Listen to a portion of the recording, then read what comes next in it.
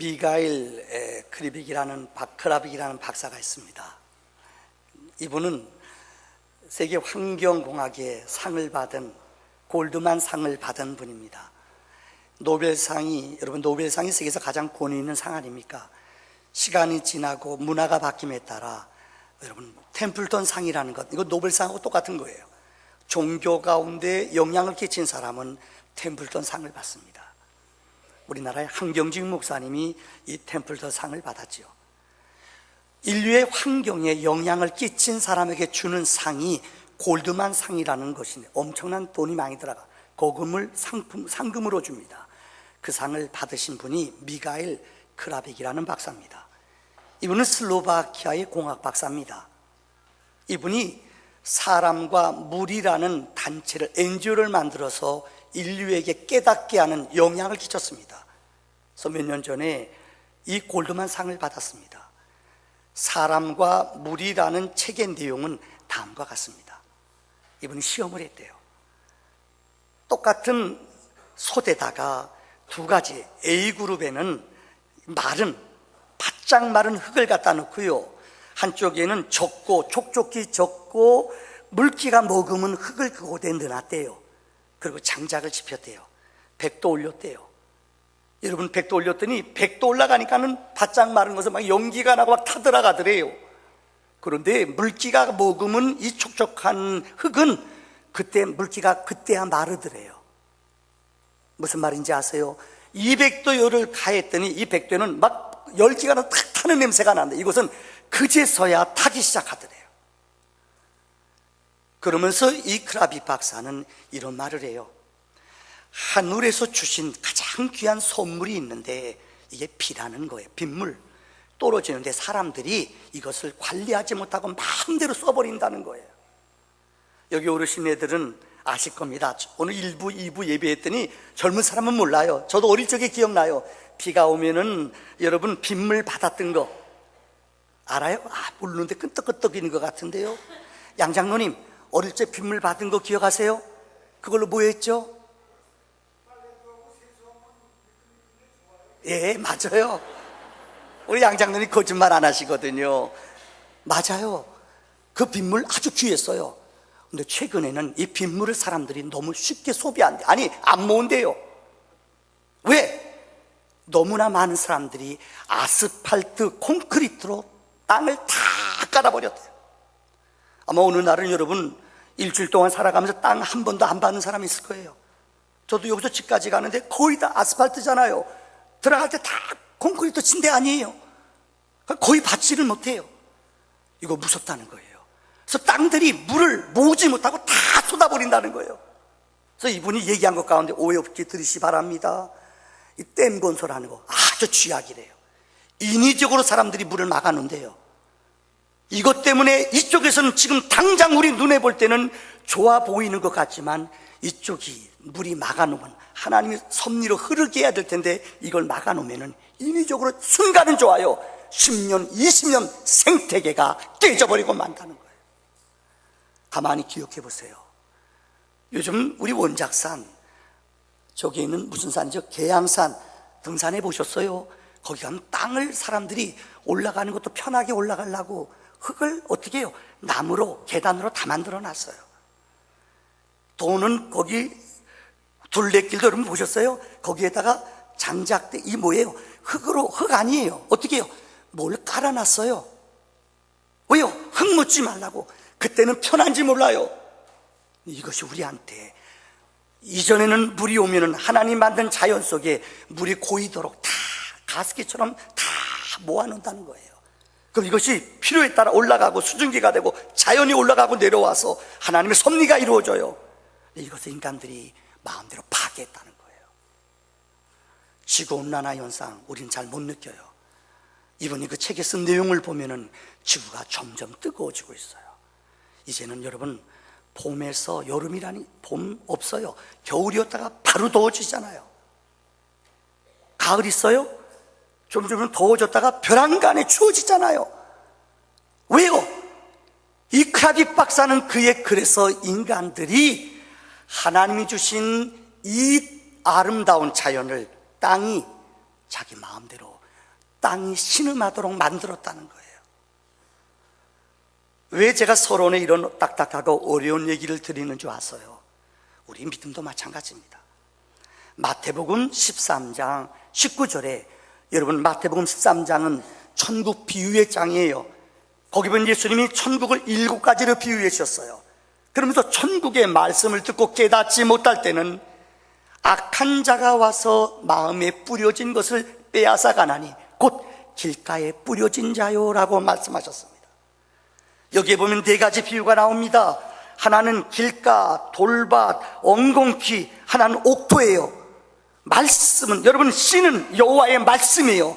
말씀이 내 안에 들어와서 심어져야지 우리의 영혼 속에 열매를 맺고 내 영혼의 변화가 일어나는 거예요. 그런데 전부 다 아스팔트를 깔았어요. 물이 들어가서 물속에 땅속을 적셔야 돼요. 여러분 알잖아요. 물이 들어가서 땅들을 아세요? 그들이 활동할 수 있도록, 그 안에 벌레들이 살 수 있도록 만들어줘야 돼요. 근데 이걸 다 막아버렸다는 거예요. 심지어 여러분, 생태계 길낸다는 것으로 우리 이 생태계를 파괴해요. 그래서 여러분, 이렇게 가운데 길 만들어 놓잖아요. 이게 얼마나 짐승들이 도움이 되겠어요. 눈 감고 아웅하는 시기죠. 오늘 저는 본문의 말씀, 요한복음 6장에 나오는 말씀을 중심으로 4가지의 예수를 따르는 무리들이 과연 나는 어떤 자리에서 예수님을 따르는가, 오늘 본문 읽어드린 말씀에 4그룹의 주님을 따르는 모습이 기록되어 있습니다. 자, 첫 번째 그룹은 수군거리는 사람들이에요. 오늘 본문 60절의 말씀을 보면은 이렇게 기록해요. 제자들 중 여럿이 듣고 말하되 이 말씀은 어렵도다. 누가 들을 수 있느냐? 여러분, 요한복음 6장을 기억해 보세요.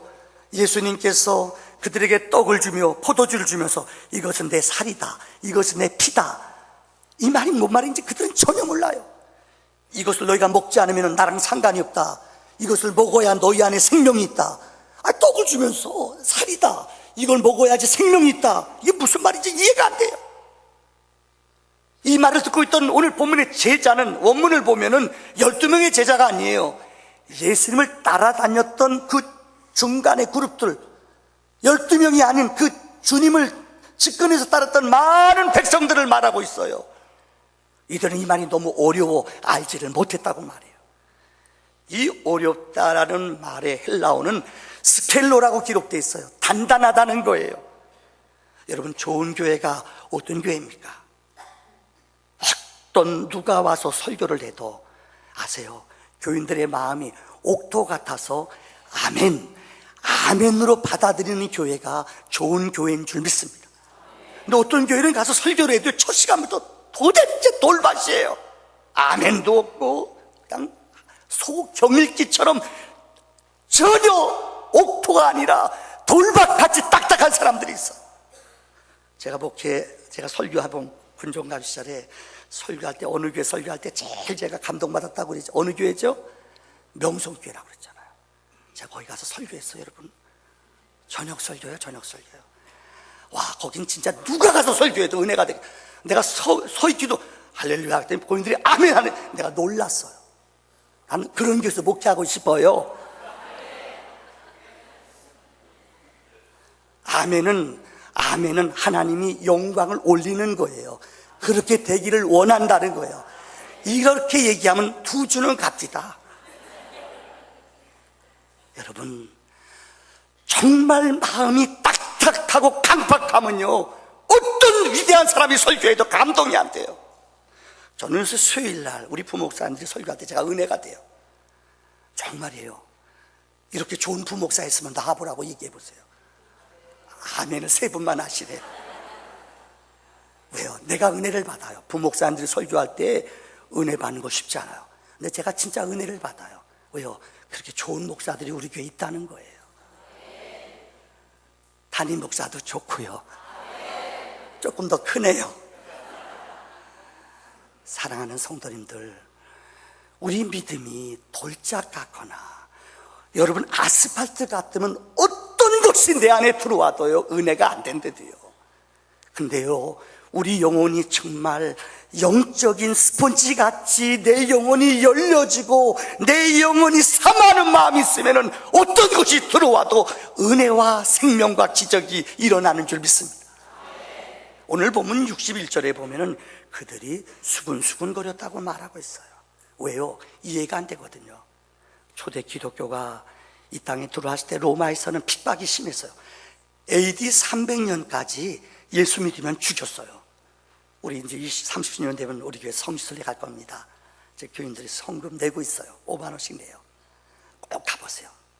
성지 가면 정말 감동적인 게 예수 믿는 사람 죽이려고요 원형극장을 만들었어요.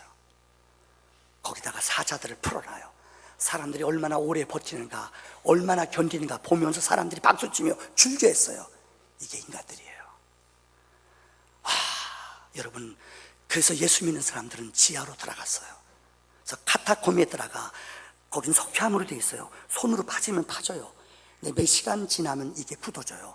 그래서 그 지하에, 로마에 가면 그 지하에 카타콤 100만 명이 넘는 사람들이 일생 동안 빛을 포기하고 믿음 지키려고 그 아래서 살았대요. 300년 동안. 여러분 아세요? 그런데 그 로마인들이 기독교인들을 어떻게 하든지 올무시어 죽이려고 그래요. 그래서 그들이 하는 말이 예수 믿는 사람은 식인종이래. 왜요? 떡과 여러분 예수님의 살과 피를 먹었잖아요. 이 영적인 메시지거든요. 근데 저 사람들은 뭐 떡을 먹어? 뭐 살을 먹어? 피를 먹어? 저 식인종이야. 예수 믿는 사람 식인종이라고 그랬대요. 여러분 알잖아요. 예수 믿는 사람끼리 만나면 우리끼리 그러잖아요. 자매님, 형제님 그러잖아요. 어떤 분이 교회 나와서 헷갈린대요. 왜요? 할아버지 3대가 교회 나오는데 할아버지도 하나님 아버지, 아버지도 아버지, 손자도 아버지. 그럼 족보가 어떻게 돼요? 처음 교회 나오면 헷갈리는 사람이 있어요. 하나님한테, 아버지한테 기도할지 예수님한테 기도할지 헷갈리는 사람이 있어요. 어떤 사람 끝날 때 하나님 이름으로 기도합니다 이런 사람도 봤어요. 여러분, 그러니까 이 사람들은 족보가 없다, 이거는 뼈대가 없다. 그들은 수근수근거려요. 영적인 눈이 띄어지지 않는 사람들은 하나님의 백성들의 삶을, 영적인 삶을 그들은 이해를 못한다는 거예요. 그래서 그들은 수근수근해요. 교회를 다녀도 어려운 일 만나면 죄송해요, 뒤에서 수근수근대는 사람이 있어요. 여러분 절대 수근수근거리지 마세요. 여러분 들었더라도 수근수근하면 일하는 사람 힘 빠지고 일 못해요. 딴지 거는 거예요. 절대 오늘 본문에 수근수근대는 것은 믿음 없는 자들이에요. 스켈로 딱딱한 사람들, 남의 눈에 여러분들 약점만 보이고 실수만 보여요. 이런 무리들이 첫 번째 무리들이에요. 두 번째는 오늘 본문에 보면은 예수님을 파는 사람들이 있어요. 오늘 본문 말씀 여러분 4절의 말씀을 보세요. 그 믿지 아니하는 자들이 누구며 자기를 팔자가 누구인지 처음부터 아심이더라. 주님은 12명의 제자 가운데 누가 나를 배신할 걸 주님은 아셨다는 거예요. 오늘 읽어드린 71절의 말씀에도, 여러분 70절 말씀에도 너희 12를 택하지 아니하였느냐, 그러나 너희 중에 한 사람은 마귀니라. 주님은 아셨다는 거예요. 현대 신학자 가운데, 자유주의 신학자들 가운데 가론 유다의 예찬이라는 책을 쓴 분이 있어요. 독일 신학자예요. 그 책의 내용은 이런 내용입니다. 예수님은 온 인류의 죄를 그분이 짊어지시고 죽으심으로, 대속의 죽음을 통해 온 인류의 죄를 용서해 주셨고 우리를 구속하셨다는 거예요. 근데 오늘 본문에 예수님께서 너희 가운데 나를 팔자가 있다, 12명 중에 하나가 팔자 있다는 걸 아셨다는 거예요. 주님은 그는 마귀라고 그랬어요. 근데 누군가 한 사람이 예수를 팔아야 돼요. 근데 유다가 장렬하게 그가 희생하고 자기가 대신 십자가 졌다는 거예요. 말이 돼요? 안 되죠. 어떻게 유다를 예찬할 수 있어요? 성경에 보면 하나님은, 예수님께서는 유다에게 회개할 수 있는 기회를 여러 번 주셨어요. 근데 그때마다 그는 보세요, 그 자리를 거부했어요. 요한복음 13장에 보면은 예수님이 최후의 만찬을 하십니다. 그들에게 예수님 발을 씻겨주시고 그들에게 떡과 포도주를 떼줘요. 여러분 기억하시죠? 그러면서 주님이 제자들에게 그러면서 너희 중에 나를 팔 자가 있다. 제자들이 깜짝 놀라요. 설마 난가? 그때 유다가 성경에 보면 그 예수님의 잔에다 손을 넣었어요. 근데 주님이 말했어요. 이 잔에 손을 넣은 자가 나를 팔 것이다. 유다는 알았죠. 시커 다른 제자들은 무슨 말인지 몰랐다는 거예요. 설마 우리가 팔냐? 그때 그는 누이치고 찔렸지만은 회개하지 않았다는 거예요. 두 번째는 겟세마네 동산에 가서 주님 기도할 때예요. 세 명의 베드로, 야고보, 요한 세 제자를 데리고 예수님이 겟세마네 가서 밤이 맞도록 기도했어요. 그 세 제자와 이제는 됐다, 내려가자. 근데 유다가 로마 병정들을 데리고 왔어요. 누가 예수야? 내가 저 입 맞히는 사람이 예수니라. 유다가 예수님, 라보니. 성경에 보면 유다는 예수님을 부를 때 한 번도 주라고 부른 적이 없어요. 라보니, 선생이로만 불렀어요. 믿음 없는 거예요. 라보니요, 찾아가서 그를 입술을 맞췄어요. 그때 주님의 말씀이에요. 내 일을 행하라. 여러분, 주님은 그가 파는 걸 아셨어요. 내 일을 행하라고 말씀했어요. 그는 후회만 했지 누이치지 회개하지 않았다는 거예요. 세 번째, 예수님이 십자가에 못 박혀 돌아가실 때에 여러분 알지요? 이스라엘의 바리새인, 사두개인, 헤롯 땅, 이스라엘의 회복을 위해서 이스라엘의 여러 종류 지파 사람들이 있어요. 그 중에 사두개인들은 좀 진보적인, 요즘 말로 말하면 진보적인, 부활도 믿지 않아요, 영도 믿지 않아요. 이게 사두개인이에요. 바리새인들은 율법을 철저히 지키며 하나님의 도례를 믿는 사람이에요. 근데 그 중에 헤롯 땅이라고 있어요. 이들은 예수님이 이 땅에 올 때에 어떠한 폭력과 무력으로 열심당, 그래서 그들은 혁명을 통해서 예수님이 오신 걸 믿었어요. 그래서 마카비 형제나 그 헤롯 땅 사람들은 나라를 찾기 위해 무력으로 테러를 하고 여러분 로마인들을 죽이며 이런 일을 범했어요. 유다도 헤롯 땅 중에 하나였대요. 그래서 주님을 팔면은 하늘의 능력과 표적을 빨리 행하며 구원을 우리에게 이루어줄 줄 알았다는 거예요. 그래서 예수를 팔았어요. 근데 예수님이 자기 생각과는 전혀 틀려요. 이분은 십자가에 그냥 죽는 거예요. 아니 끌려가 채찍에 맞아 죽는 거예요. 이게 아니거든요. 이때 유다는 깨달았어요. 그리고 자기가 돈 받은 것 은 30냥을 가져와 제사장들 앞에 이거 아니다 물러달라. 아니다, 이제는 끝났다. 돈을 던져버리고 성경에 보세요. 그는 뛰쳐나가 자살에 아겔다마 자살에 죽어버렸어요. 여러분, 몇 번의 그에게는 회개할 수 있는 기회가 있었어요. 근데 끝까지 그는 후회만 했지 돌이키며 회개하는 영적인 열매를 맺지 못했다는 거예요. 오늘 두 번째 무리가 있습니다. 주님을 믿기는 믿지만 죄송합니다, 후회만 하지 또 그 짓을 또 해요. 후회만 하지 그 악한 습관을 또 따라 살아가요. 끊어야 돼요. 끊어야지 살아요. 그런데도 죽어가면서도 여러분 내 육이 죽어가는데도 끊지를 못해요. 이건 후회의 사람이라는 거예요. 세 번째 사람이 있습니다. 주를 멀리 떠난 사람이에요. 오늘 본문에 보면은 떠나가는 사람이라고 기록하고 있어요. 오늘 본문의 말씀을 보세요. 66절의 말씀에 보면은 그때부터 그의 제자 중에 많은 사람이 떠나가고 다시 그와 함께 다니지 아니하더라. 많은 주님을 따랐던 무리들 가운데 많은 무리들은 그냥 주님 십자가에 못 박혀 돌아가는 건 보고 다 뿔뿔이 흩어지고 도망가 버렸다, 떠났다는 거예요. 성경을 보면은 여러분 영적으로 마귀는 우리를 계속 공격해 옵니다. 여러분 아세요? 어떻게 공격해 오는지 알아요? 요한복음 10장 10절에 보면은 우리 주님께서 이 땅에 오신 목적, 마귀가 이 땅에 와서 하는 일들을 정확히 성경은 우리에게 가르쳐주고 있어요. 그래서 요한복음 10장 10절에 도적이 온 것은, 즉 마귀가 온 것은 도적질하고 죽이고 멸망시키려고 왔다고 말했어. 그는 우리의 영혼을, 여러분 아세요? 우리의 영혼을 어떻게 하든지 빼앗아가요. 우리 영혼을 자기 편으로 자꾸 만들려고 그래요. 우리를 영적으로 잠깐만 죽이려고요. 끝까지 우리를 공격해 온다는 거예요. 이게 마귀가 하는 일이에요. 오늘 본문에 여러분 제자들의 마음을 그들이 흔들어놔요. 네가 믿음이 있어? 네가 진짜 믿음이 있어? 계속 공격한대요. 여러분 구약의 욥기서를 보세요. 이 사탄이 욥을 공격하잖아요. 이게 영적인 공격이에요. 내 하나님이 그래요. 너 욥 만약에 목숨만 놔두고 네가 그를 공격해봐라. 그래서 그의 재산, 가축, 모든 것 다 뺏어가잖아요.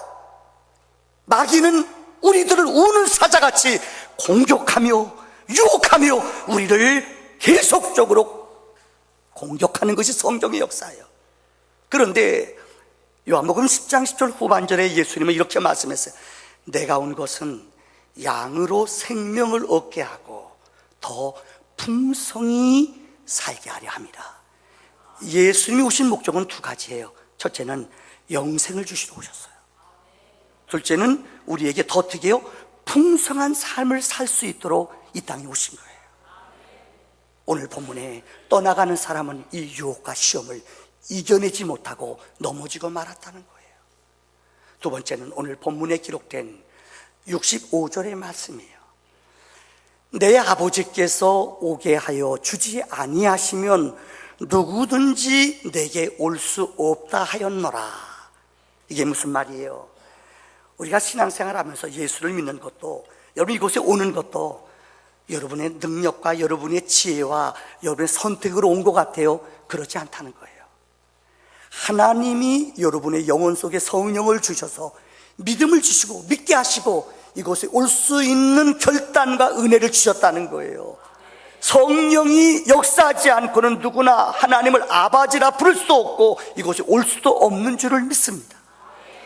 중국의 내륙 선교사로 유명한 허드슨 테일러라는 분이 있습니다. 이분은 의사예요. 근데 이분의 책을 읽어보면 그분의 삶의 여정은 크게 두 단락으로 나뉘어집니다. 의사로 가서 열심히 중국에서 선교한 내용이에요. 자기 지식, 자기 능력, 열정 가지고 왔어요. 근데 인생의 전반기는 열매가 거의 없었대요.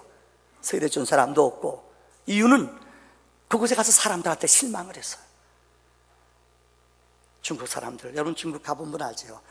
우통 벗고 다니고 그때 200년 얼마나 게을렀겠어. 사람들이요, 너무너무 죄인들의 모습이에요. 그래서 너무 실망하고 자포자기하고 거기서 번아웃이 됐어요. 그러던 어느 날 그가 성경을 읽다가 요한복음 15장에서 예수님은 참 포도나무다, 우리는 가지다, 그 말씀이 있거든요. 그래서 15장 7절에 그 포도나무의 가지는 붙어있기만 하면은 열매를 맺는다는 이 규절을 읽을 때 이것이 레마로 그의 영혼 속에 생명이 됐어요. 맞다, 나는 아무리 똑똑하고 능력이 있어도 나 혼자서는 안 된다. 참 포도나무이신 주님에게 붙어 있어야 된다. 여기 붙어 있어야 된다. 그러면서 그가 나는 아무것도 아님을 깨달았어요. 그래서 그는 그의 책에 이렇게 말했어요. 십자가의, 요한복음 15장의 말씀을 통해 십자가의 도를 깨달았고 인간의 연약함을 깨달았고 오직 예수에게 붙어있기만 하면은 내게는 능력이 오는구나를 깨달았다는 거예요. 그래서 그 다음부터 그의 삶의 변화가 일어났어요. 그는 그 책에서 이렇게 고백해요. 인생의 포도나무이신 주님은 뿌리만이 예수만이 아니라 열매도 가지도 잎사귀도 모두 그분 것이라는 거예요. 어느 것도 내 것이 아니라는 거예요. 우리는 요 필요한 부분들만 주님께 의탁하고 요 내가 할 수 있고 내 능력으로 할 수 있는 것은 의지하지 않는다는 거예요. 참 포도나무이신 주님 앞에 내 모든 삶, 가치, 장래, 자녀, 건강, 물질, 이런 장래의 모든 문제도 그분 앞에 맡길 때에 그분은 내 삶을 영혼으로 인도하시는 줄을 믿습니다. 마지막 네 번째 사람입니다. 머무르는 사람이에요. 오늘 본문 67절의 말씀을 보세요. 예수님은 제자들에게 말씀해요. 주님을 배신한 자도 있어요. 수근수근하고 뒤에 뒷담화치는 사람도 있어요. 떠나는 사람도 있어요. 그때 예수님은 제자들에게 이렇게 말씀하세요. 너희도 가려느냐? 그때에 68절 69절에 베드로가 이렇게 말합니다. 영생의 말씀이 주께 있사오니 내가 누게로 가오리까? 베드로가 고백한 거예요. 주여, 영생의 말씀이 주께 있는데 내가 누구에게로 가오리까? 여러분, 진짜 영적인 하나님의 사람, 주님을 만난 사람은 어떤 어려운 환경, 어떤 처지에서도 주님을 떠나지 아니하는 절대 믿음이 우리에게 필요한 줄 믿습니다. 제가 그런 말씀 드렸죠. 교회 처음 나오는 사람이 어떤 성경을 읽으면 좋겠습니까? 어떤 것을 읽어야지 처음 좋습니까? 요한복음이라고 그랬죠. 왜요? 요한복음에는 98번이나 믿음이란 말이 계속 믿음이란 말이 나와요. 믿게 하려 함이라, 믿음을 가져야 되느니라. 요한복음 1장은 여러분 기억하세요. 어린 양이신지 예수를 믿으라고 말해요. 세례 요한을 통하여 보라, 세상째 지구하는 하나님의 어린 양이다.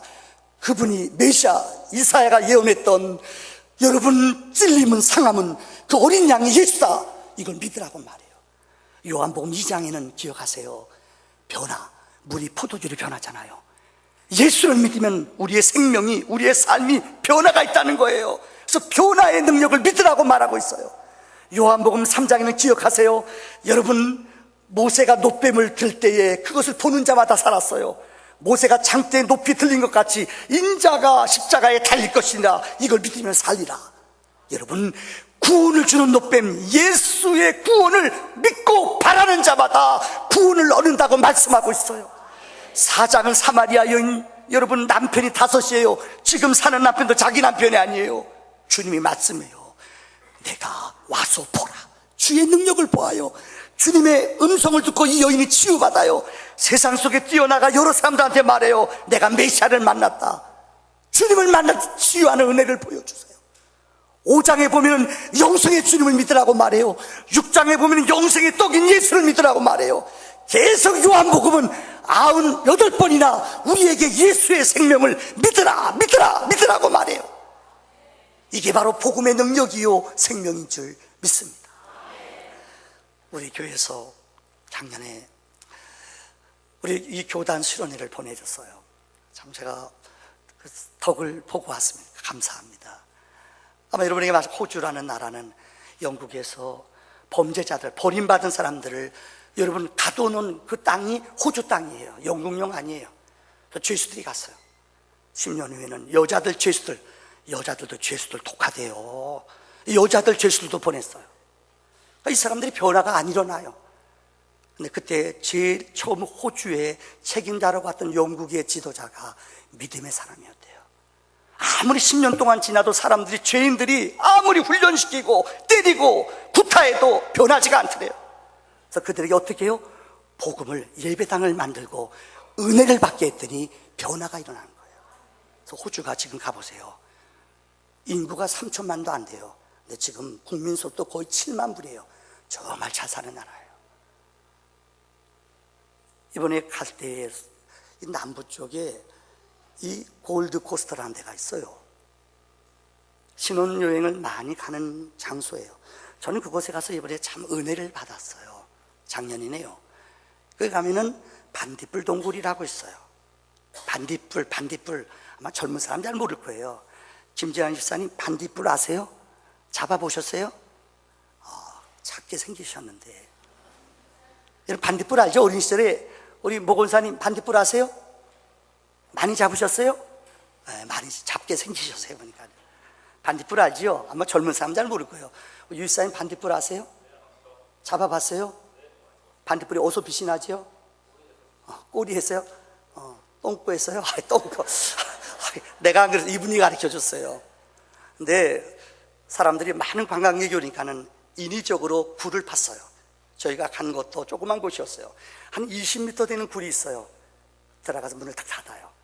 들어갔더니 반딧불들이 쫙 있는데, 가이드가 이런 감동적인, 내 마음에 와 닿았어요. 거기 6,000마리 반디를 넣는데요. 6,000마리. 재밌는 게 먹이를 주는데 2,000개의 뭡니까? 날파리입니까? 먹이를 넣어준대. 2,000개만이요. 그 2,000마리는 그걸 잡아먹는데요. 근데 4,000마리는 그것을 안 먹는데요.